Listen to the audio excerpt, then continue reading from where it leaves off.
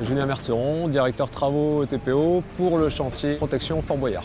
On y fabrique donc les deux ouvrages en béton armé qui permettront de protéger le fort contre la houle, l'éperon qui permet de casser les vagues situé côté nord et le havre d'abordage qui lui sera situé au sud qui permettra d'éloigner le phénomène de vortex où quand la houle se rencontre à l'arrière du fort, crée un tourbillon et vient déchausser le pied du fort. Je suis Julie Royal, je suis la conductrice de travaux pour la phase génie civil à Saint-Nazaire pour le chantier de Fort Boyard. On est dans l'enceinte du port, on utilise une forme de radoub pour construire nos ouvrages à terre qu'on viendra ensuite mettre en flottaison. On a l'éperon en forme de triangle comme un brise-vague pour le Fort Boyard et du coup le protéger. Et ensuite derrière le havre d'accostage, donc lui qui assurera la protection du fort mais aussi qui permettra aux bateaux d'accoster sur le fort.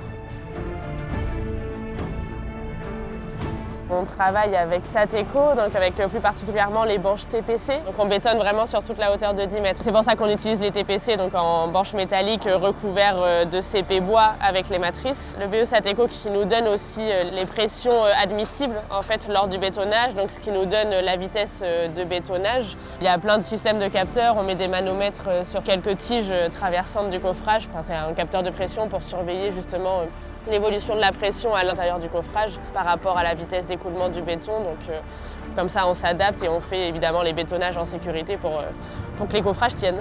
En complément des banches TPC, nous avons effectivement utilisé des banches CTR qui nous permettent de coffrer des voiles courbes, aussi bien pour le havre d'abordage côté nord qui va reprendre la forme donc de la face sud du fort, mais également pour l'éperon. On appelle le nez de l'éperon, c'est la pointe de l'éperon qui elle est courbe. Pas seulement courbe, mais également tronconique. Donc on a dû rhabiller ces banches CPR d'une fourrure pour lui donner cette forme géométrique particulière. Il y a eu tout un travail de conception entre les différents bureaux d'études, donc ETPO, Sateco et Tournebois, pour que ces assemblages puissent se faire sans difficulté.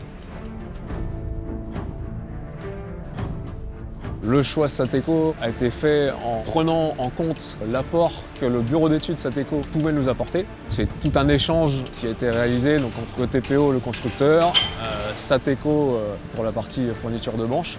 Il y a des interfaces entre les banches Sateco, entre les coffrages bois qui nous permettent de venir fermer là où les banches standards ne pouvaient pas aller. Tout ça pour faire en sorte d'avoir une bonne intégration, une bonne complémentarité dans les différents éléments qu'on vient joindre pour créer un coffrage et un rendu qui soit satisfaisant au décoffrage. Avec Sateco, on travaille vraiment main dans la main depuis la consultation et toute la préparation chantier. C'est pas des voiles standards, donc c'est des voiles toute hauteur qu'on bétonne, donc coffrage toute hauteur, des voiles inclinées, on a des corbeaux, on a plein de géométries différentes. C'est vraiment un travail de préparation pour faire tout le calfinage, donc avec le BE Sateco, pour être sûr que tout s'adapte bien, qu'on arrive à tout caler ensemble, que sur chantier au moins il n'y ait pas de sujet normalement et que tout marche comme sur des roulettes. Ces matrices représentent vraiment les pierres qu'on peut retrouver sur le fort puisque directement issues d'empreintes.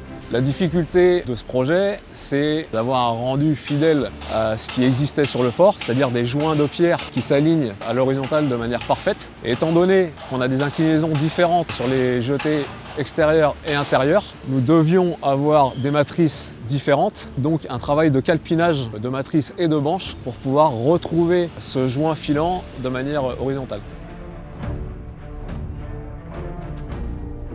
Les trains de banches sont montés sur toute la hauteur, 10 mètres ou 8 mètres selon l'ouvrage, chez Sateco. Et ils fixent la matrice sur toute la hauteur de train de banche. Il y a un pré-montage à l'atelier et ensuite, selon le calpinage de nos matrices, les trains de banche sont transportés à l'horizontale. Ils arrivent sur le camion et comme ça, nous, on peut les prendre directement et les mettre à la verticale et les emboîter avec les matrices.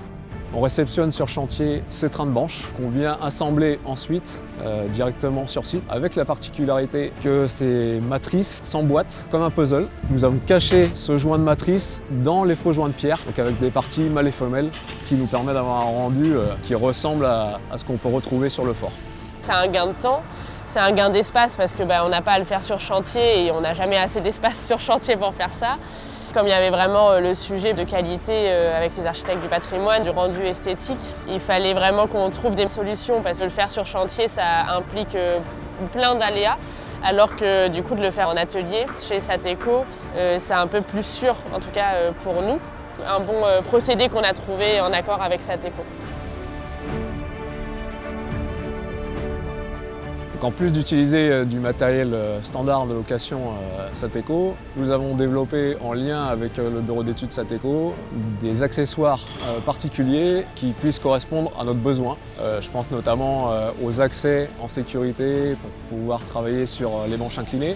Se devait de bétonner l'ensemble du voile donc avec le corbeau en une fois. Sateco, ils ont créé un système de console qui nous permet de lever tout le train de banche entier avec le décrochage du corbeau en fait.